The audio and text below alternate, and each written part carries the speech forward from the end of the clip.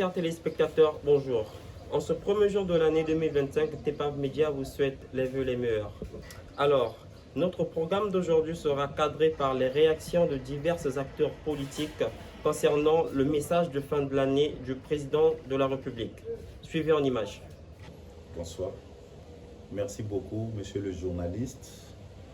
Nous venons attentivement de suivre le message du vœu du président de la République, son Excellence, monsieur Denis Sassou Nguesso, chef de l'État, président de la République, comme je disais tantôt. Ce message, le président est encore revenu sur la situation de la jeunesse congolaise. Cela montre à suffisance comment est-ce que le problème de la jeunesse est au cœur des prérogatives du président de la République. Le président a dit dans son message de vœux, les acquis déjà consolidés en 2024 permettra aux jeunes d'avoir des départs nécessaires en 2025. Donc, 2024 a été décrété l'année de la jeunesse, mais tous les problèmes de la jeunesse ne devaient pas être résolus en 2024. Donc le président est encore revenu. L'année 2024 a permis de former les jeunes. Parce que lorsqu'on a parlé de l'année de la jeunesse, les jeunes ont automatiquement pensé à l'emploi. Or, on ne peut pas aller à l'emploi sans une formation adéquate. Donc voilà pourquoi le président est encore revenu là-dessus sur l'année de la jeunesse. Et il a dit, cette année de la jeunesse ira même au-delà de notre plan national du développement. Ce que j'ai retenu encore sur le message de vœux du président de la République, c'est sur la situation de la crise que nous avons connue en 2024. Le président nous a tous invités d'avoir encore et toujours de l'espoir.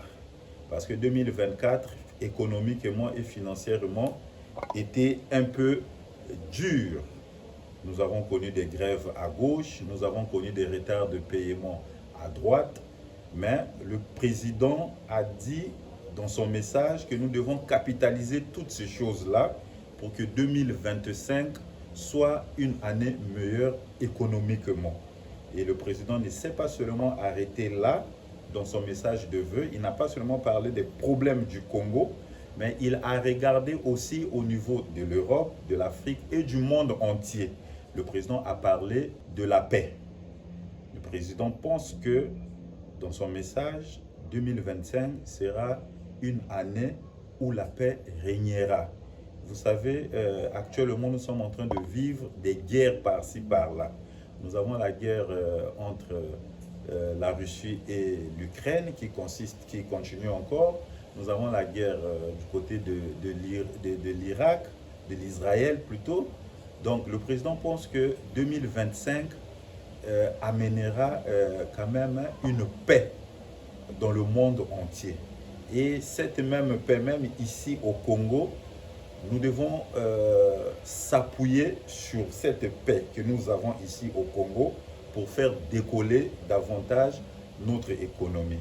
Voilà un peu, monsieur le journaliste, les quelques points que nous avons retenus dans le message du vœu du président de la République.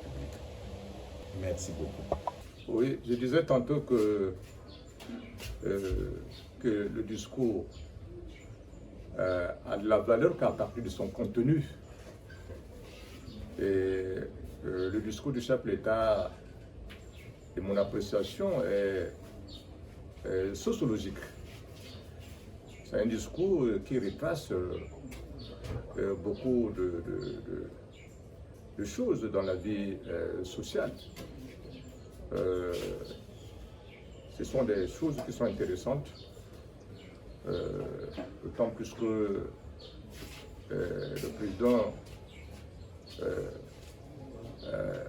c'est un discours qui est différent des autres discours, parce que c'est un discours de fin d'année. Il est différent des discours que le président prononce devant le Parlement, réuni en congrès, auquel, au cours de ces discours, il fait le bilan. Mais ici, il est resté dans la stratégie sociologique, lui-même aussi en tant que grand sociologue. Il a parlé de la jeunesse, parce que 2024 était une année consacrée à la jeunesse.